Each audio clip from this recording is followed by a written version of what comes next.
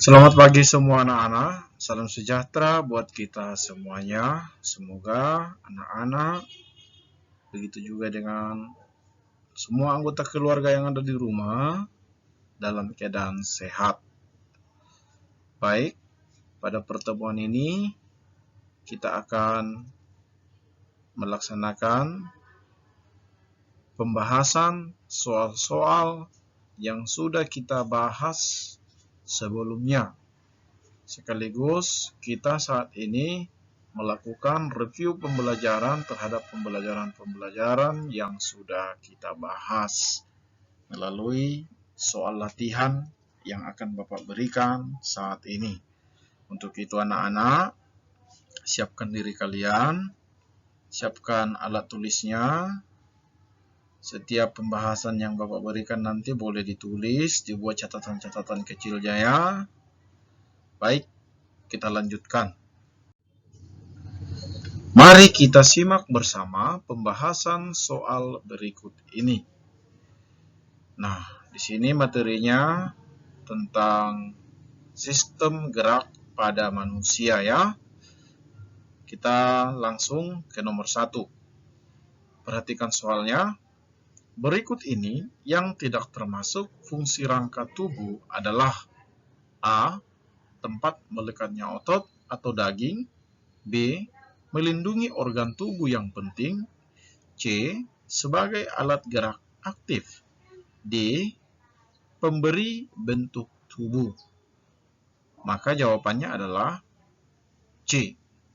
Sebab rangka atau tubuh, rangka pada tubuh manusia bukan berfungsi sebagai alat gerak aktif, melainkan sebagai alat gerak pasif. Mengapa disebut sebagai alat gerak pasif? Karena tulang tidak dapat bergerak sendiri tanpa ada gerakan dari otot yang melekat di dalamnya. Apakah otot yang dimaksud? Yaitu otot rangka atau yang dinamakan dengan daging. Otot inilah yang menggerakkan tulang sehingga terjadilah gerakan-gerakan pada persendian. Itulah yang mengakibatkan kita dapat melakukan gerakan bebas. Ya, anggota tubuh kita dapat kita gerakkan dengan leluasa. Karena ada di sana alat gerak aktif yang disebut dengan otot. Kenapa otot disebut alat gerak aktif? Karena otot dapat berkontraksi maupun berelaksasi. Kontraksi maupun relaksasi yang terjadi pada otot dipengaruhi oleh energi ATP. Itu ya. Jadi jawabannya berdasarkan soal nomor 1 ini, yang tidak termasuk fungsi tulang atau fungsi rangka adalah C sebagai alat gerak aktif, melainkan rangka adalah sebagai alat gerak pasif. Kita lanjut ke nomor 2. Tulang-tulang di bawah ini yang termasuk ke dalam tulang-tulang badan yaitu A. Tulang dada, B. Tulang selangka, C. Tulang belikat, D. Tulang hasta. Nah, jawabannya adalah D. Tulang hasta itu adalah tulang yang membentuk rangka anggota badan. Tulang yang membentuk lengan, ya. Sedangkan tulang dada, tulang selangka, tulang belikat merupakan bagian penting dari rangka badan yang membentuk tulang-tulang badan. Itu dia ya. Jadi jawabannya adalah D.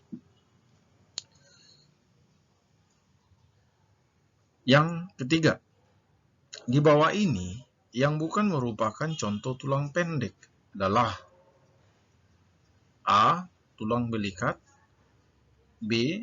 Tulang pergelangan kaki, C. Tulang pergelangan tangan, D. Ruas-ruas tulang leher. Maka jawabannya adalah DA. Jawabannya adalah A, yaitu tulang belikat. Tulang belikat ini merupakan contoh dari tulang pipih. yang bentuknya memipi dan sedikit melebar. Itu dia. Kita harus kembali mengingat bahwa tulang dibedakan menjadi 3 bentuk, ya. Tulang dibedakan menjadi 3 berdasarkan bentuknya. Yang pertama adalah tulang pendek, yaitu bentuknya pendek. Kemudian yang kedua adalah tulang pipa, bentuknya memanjang seperti pipa. Kemudian ada rongga di dalamnya yang berisi sumsum merah, sumsum kuning. Ya. Kemudian yang ketiga adalah tulang pipih, yaitu tulang yang bentuknya memipi, ya, dan melebar. Itu dia. Contoh dari tulang pipi itu adalah tulang belikat. Sedangkan tulang pergelangan kaki, tulang pergelangan tangan, dan ruas-ruas tulang pendek merupakan contoh dari tulang pendek.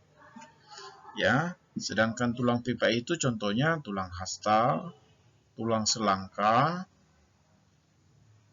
tulang paha, tulang betis, tulang kering, dan tulang lengan atas. Itulah contoh dari tulang-tulang pipa yang dapat ditemukan di dalam rangka tubuh manusia.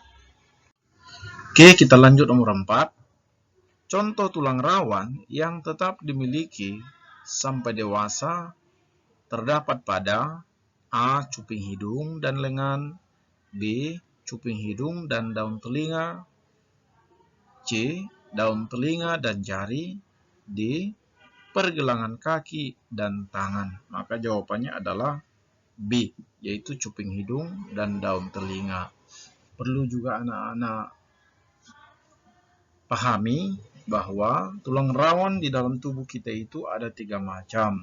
Ya, kembali Bapak ulangi, tulang rawan di dalam tubuh manusia itu ada 3 macam. Yang pertama adalah tulang rawan elastis. Tulang rawan elastis ini dapat ditemukan hingga kita dewasa. Di mana ditemukan tulang rawan elastis ini? Yaitu pada cuping hidung, yaitu pada bagian ujung hidung kita, bagian depannya, dan pada daun telinga. Itu yang dimaksud dengan tulang rawan elastis. Kemudian yang kedua adalah tulang rawan fibrosa. Tulang rawan fibrosa itu dapat ditemukan di antara ruas-ruas tulang belakang. Di situ terdapat tulang rawan fibrosa, ya,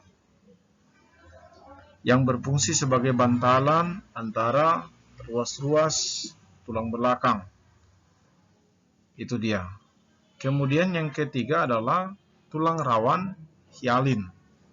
Tulang rawan hialin ini dapat ditemukan pada batang tenggorokan. Ya, di situ terdapat tulang rawan hialin.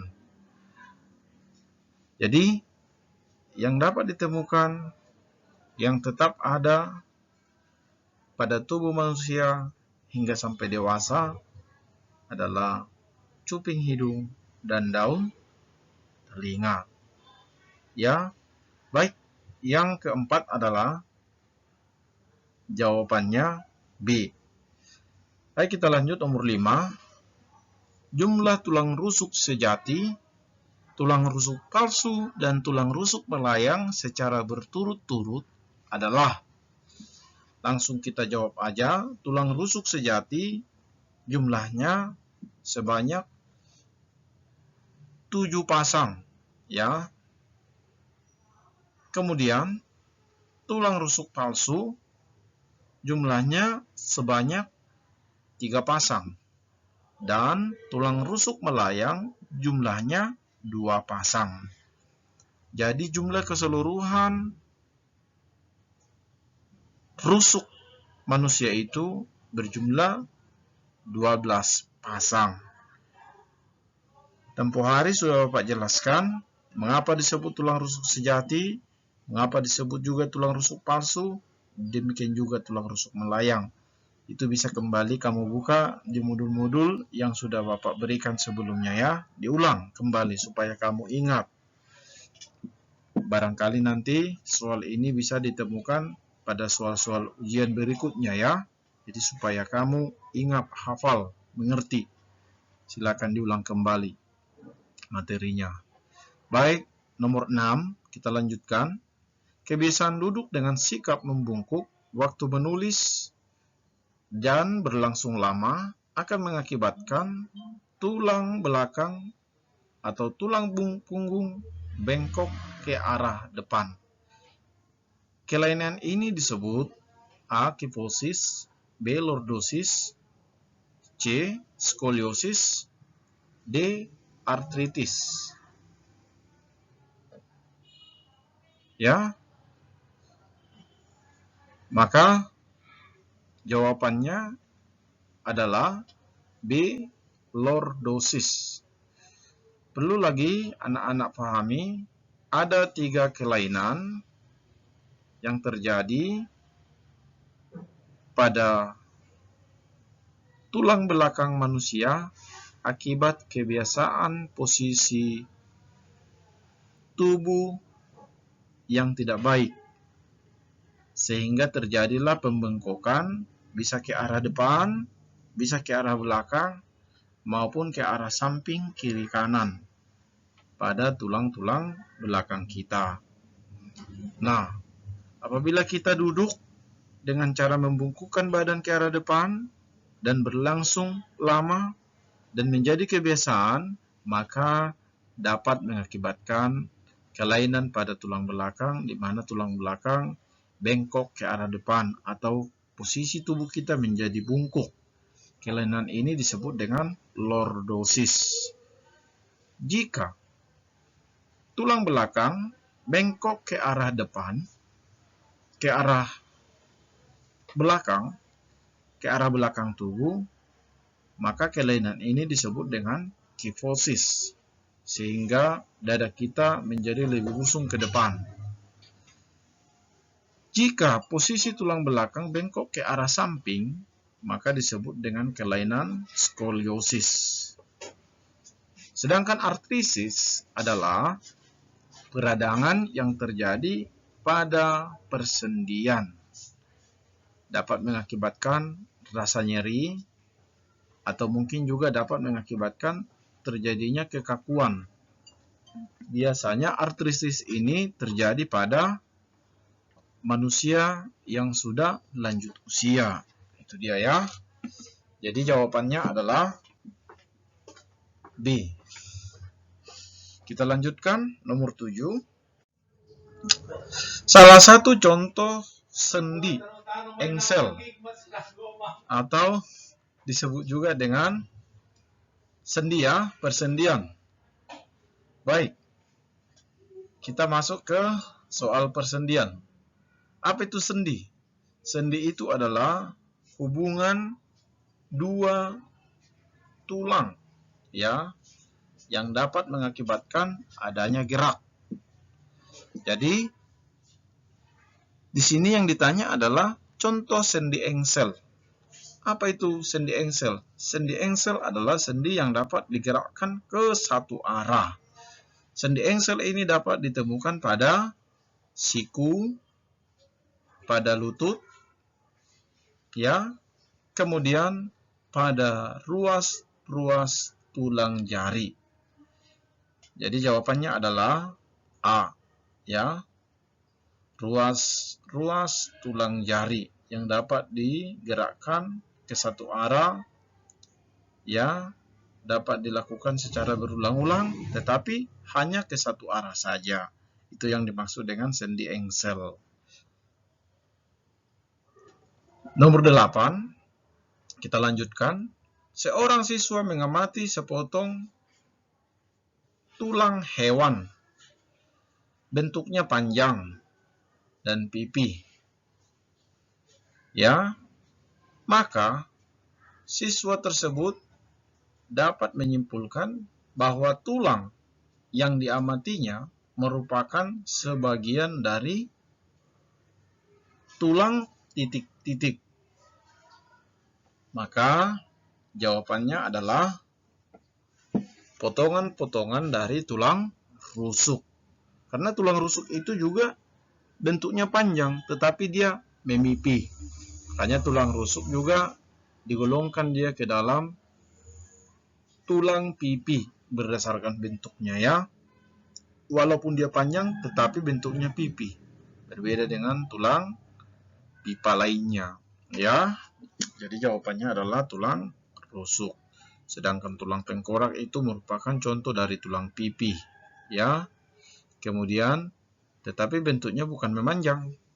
Tulang paha itu contoh dari tulang pipa. Dan tulang belakang merupakan contoh dari tulang pendek. Jadi jawabannya adalah A. Baik, nomor 9. Kita lanjutkan saja. Pernyataan berikut yang sesuai dengan ciri otot polos adalah titik-titik. A. Bekerja dengan sadar dan membentuk betis. B. Bekerja secara tidak sadar dan menyusun organ jantung. C. Bekerja secara sadar dan menyusun organ usus. D. Bekerja secara sadar dan menggerakkan tulang-tulang. Maka jawabannya adalah C. Bekerja secara tidak sadar dan menyusun organ usus. Baik, itu merupakan ciri otot polos yang dilihat dari sifat kerjanya, di mana otot polos itu bekerja secara otonom. Artinya bekerja secara otonom itu yaitu bekerja tanpa ada batas waktunya. Bekerja secara berulang-ulang dan itu saja pekerjaannya, tetapi berlangsung secara berkelanjutan tanpa ada hentinya. Itu yang dimaksud dengan gerak otonom. Nah, cara kerja tidak sadar ini tentu dipengaruhi oleh saraf-saraf tak sadar atau juga disebut dengan saraf otonom. Berbeda dengan otot lurik yang cara kerjanya dipengaruhi oleh otak, sehingga setiap aktivitasnya dapat dilakukan atas kesadaran kita. Berbeda dengan otot jantung. Otot jantung juga cara kerjanya secara tidak sadar karena dipengaruhi oleh saraf-saraf tak sadar atau saraf autonom. Jadi jawabannya adalah C. Bekerja secara tidak sadar dan menyusun organ usus. Itulah ciri-ciri otot polos yang dapat ditemukan pada soal nomor 9 ini. Baik, kita lanjutkan soal nomor 10.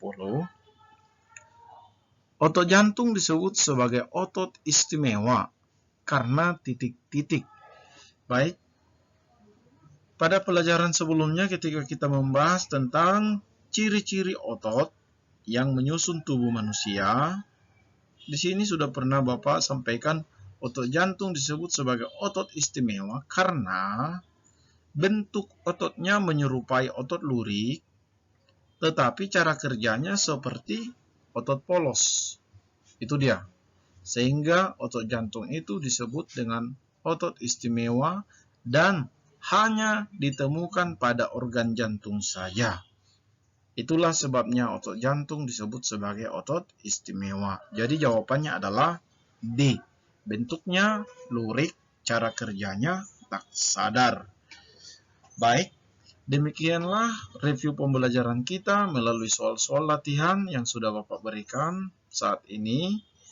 Maka silahkan kembali diulangi, dibaca kembali modul-modul yang sudah Bapak berikan, terutama yang berhubungan dengan materi sistem gerak manusia ini. Ya, manakala nanti ada soal yang muncul pada soal-soal ujian yang akan datang, maka anak-anak nanti tidak mengalami kesulitan di dalam menjawabnya ya. Jadi silakan diulangi kembali. Baik, sampai di sini pembelajaran kita pada pagi hari ini. Selamat pagi. Terima kasih.